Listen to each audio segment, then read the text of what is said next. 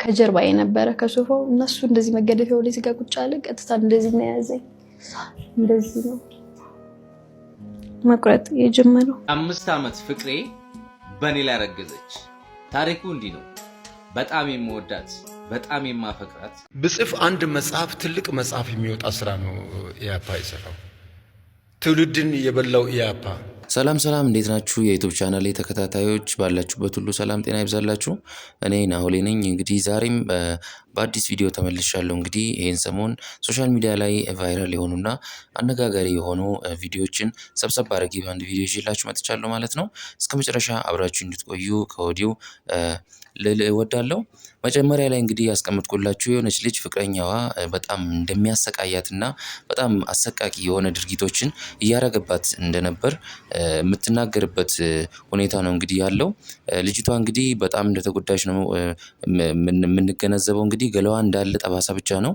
እስኪ እሷ የምትለውን ነገር እንግዲህ በቪዲዮ የማሰማችሁ ይሆናል። እሱ ብቻ አይደለም እንግዲህ ምክንያትም አለኝ ይላል እንግዲህ ሰውየው፣ ፍቅረኛዋ ማለት ነው። ምክንያት አለኝ በእኔ ላይ የማይሆን ነገር አድርጋ ነው ምናምን የሚል ነገርም አለ።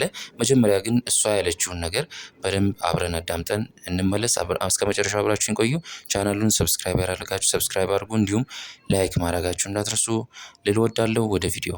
ከጀርባ የነበረ ከሶፋው እነሱ እንደዚህ መገደፊያው ላይ ሲጋ ቁጭ አለ። ቀጥታ እንደዚህ ነው ያዘኝ።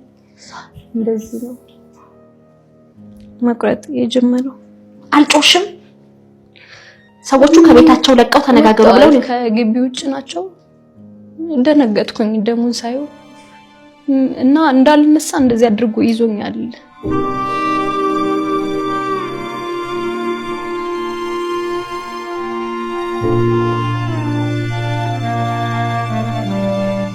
ካልጋ ላይ ተኝቼ ከተጣላን አስተኝቶ ይረግጠኛል።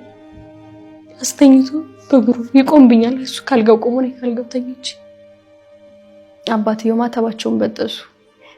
ልጄ ካንቺ ጋር ካልኖረ ልጄ አይደለም፣ አትጂ ተደብድበሽ ኑሪ ነው። ተደብድበሽ በቃ እዚህ በኋላ አይነካሽም ነው የሚሉ እነሱ።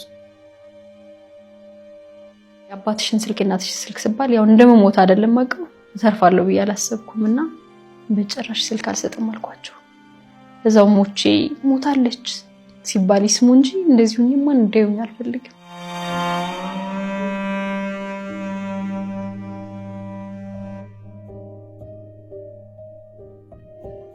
ከኔ ከተለየሽ እንኳን አንቺን ቤተሰቦችሽን አጠፋቸዋለሁ። ለኔ ካልሆንሽ አንቺን ለማንም ወዳትሆኝ ምናምን ነበር የሚለኝ። በቃ እንግዲህ እቺ እህታችን በጣም ነው እንግዲህ የተጎዳችው። እንደሰማችሁት እንዳለ ገላዋ ጠባሳ ብቻ ነው። ይሄ ልጅ እንግዲህ ደግሞ በዛ ላይ በፍቅረኝነት ጊዜ ላይ ነው እንደዚህ ነገሮችን ያደረገባት። እስኪ እናንተ ደግሞ ሀሳባችሁን አስተያየታችሁን ማለት ነው ኮሜንት ላይ አስቀምጡልኝ ልል እወዳለሁ። ሌላ ሰውዬ ደግሞ እንግዲህ ባልየው ቺት ተደርጎብኝ ነው እና ከኔ ጋር እያለች ሌላ ሰው ከሌላ ሰው አርግዛ ነው የሚል ነገርም አለ። በነገራችን ላይ እቺ ልጅ ይሄን ሰውዬ ለማሳሰር ከሱ ጋር እየተኛች እንደነበሩላ በቪዲዮ ውስጥ ተናግራለች ማለት ነው። እስኪ ባልየው ደግሞ የተናገረውን ነገር እንግዲህ የሆነ ልጅ አቅርቦታል። እስኪ እሱንም አብረን አይተን እንመለስ። 5 ዓመት ፍቅሬ በኔ ላይ ረገዘች። ታሪኩ እንዲህ ነው። በጣም የምወዳት በጣም የማፈቅራት የ5 ዓመት ፍቅሬ ከዕለታት አንድ ቀን አብረን ቁጭ ብለን ሳለ አስመለሳት። እናም እርጉዝ ነኝ አለችኝ። እኔም በጣም ደስ ብሎኝ ለናቴ ለሁሉ ቤተሰቤ ተናገርኩኝ። ከዕለታት አንድ ቀን ደውላ በርገርና ቴሜር አማረኝ ብላ ይዣላት ሲሄድ እግሬ ላይ ተደፍታ አለቀሰች። እናም ይቅርታ፣ ይህ ልጅ ያንተ አይደለም፣ ይህ ልጅ የሌላ ሰው አለች። እኔም የ5 ዓመት ፍቅሬ በጣም የምወዳት ፍቅረኛ ይሄንን ታደርጋለች ብዬ ባለመጠበቄ በጣም ስለምወዳት ልጁ የሌላ ወንድ ቢሆንም ይቅርታ አድርግልሻለሁ፣ ችግር የለውም ከኔ ጋር ትሆኛለሽ ብዬ ተቀበልኳት። ነገር ግን በሌላኛው ቀን ስልኬን ብሎክ አደረገች።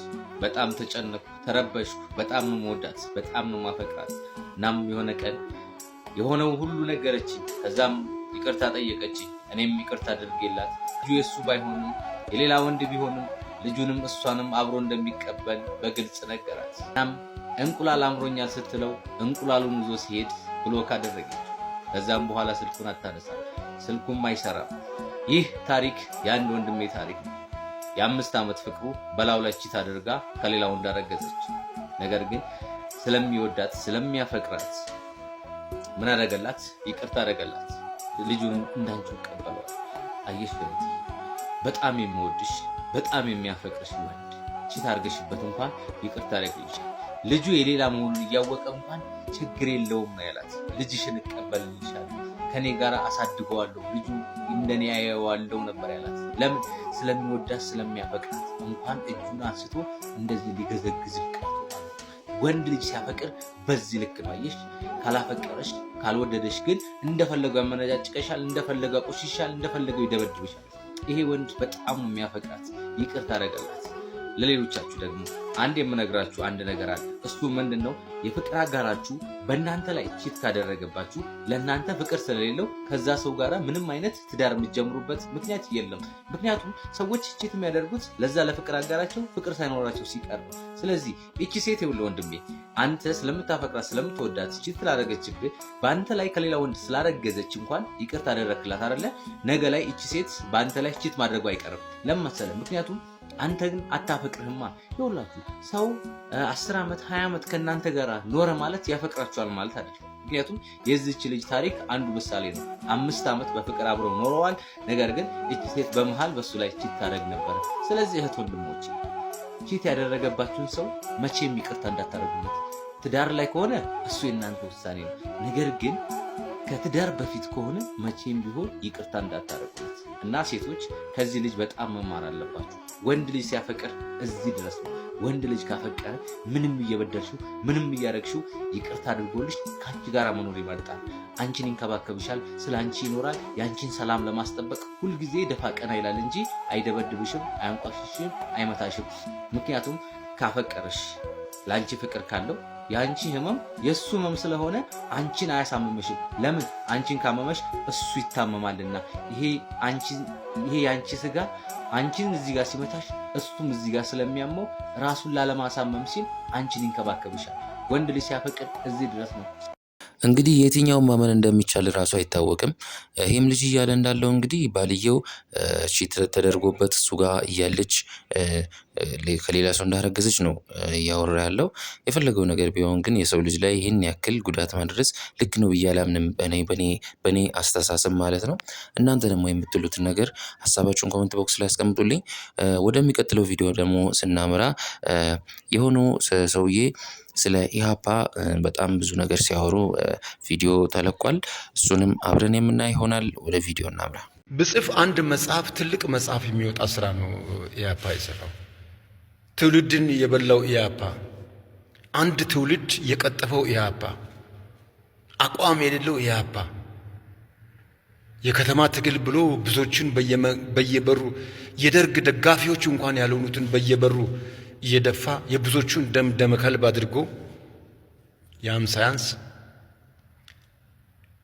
አደግ ያልን ታሪክን እያወቅን ስንሄድ ደግሞ ከሻዕቢያና ከህወሓት ጋር እየሰራ ከኢዲዩ ጋር እየሰራ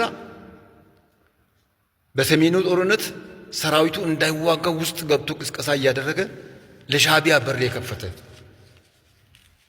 ለኤርትራ መገንጠል ትልቁ ለነሱ ትልቅ በርና እድል የሆነው ኢሃፓ ለኤርትራ መገንጠል ዋናውን ትልቁን ዋጋ የከፈለ ኢሃፓ ለህወሓት ደግሞ በኢትዮጵያ ላይ ተንሰራፍተው ዘረኝነትን ዘርቶ ለህወሓት ትልቁን ሚና የተጫወተ ኢሃፓ። ውድ ኢትዮጵያውያን ስሙ። ብዙዎቻችሁ በደርግ ሰዓት ታዳጊም ወጣትም የነበራችሁ ታውቃላችሁ፣ በአብዛኛው ታውቃላችሁ። የኢሃፓን ክፉ ስራ ታውቃላችሁ ብዬ አስባለሁ። አንድ ትውልድ እንዲጠፋ ያደረገው ኢሃፓ ነው። የዘንድሮ ምርጫ እንግዲህ በጣም እየከረረ እየሆነ ነው ያለው። በጣም ብዙ ፓርቲዎች ወደ ሚዲያ እየመጡ ብዙ ሀሳቦችን እያነሱ ነው። ሰዎችም ግለሰቦችም የራሳቸውን ሀሳቦች በጣም እያሳዩ ነው ያሉት። እንግዲህ እናንተም ሀሳባችሁን ኮሜንት ላይ ያስቀምጡልኝ። ለዛሬ ይዤላችሁ የመጣሁት ቪዲዮ ይሄን ይመስል ነበር። እስከ መጨረሻው አብራችሁ ስለቆያችሁ በጣም አመሰግናለሁ እያልኩኝ በሌላ ቪዲዮ እንድንገናኝ ይህንን ቻናል ሰብስክራይብ ያላረጋችሁ ሰብስክራይብ አድርጉ። እንዲሁም ቪዲዮን ላይክ በማድረግ ከጎን የቆሙ ልላችሁ እወዳለሁ። እስከ መጨረሻው አብራችሁ ስለቆያችሁ አመሰግናለሁ እያልኩ በሌላ ቪዲዮ እስከምንገናኝ ደህና ቆዩ።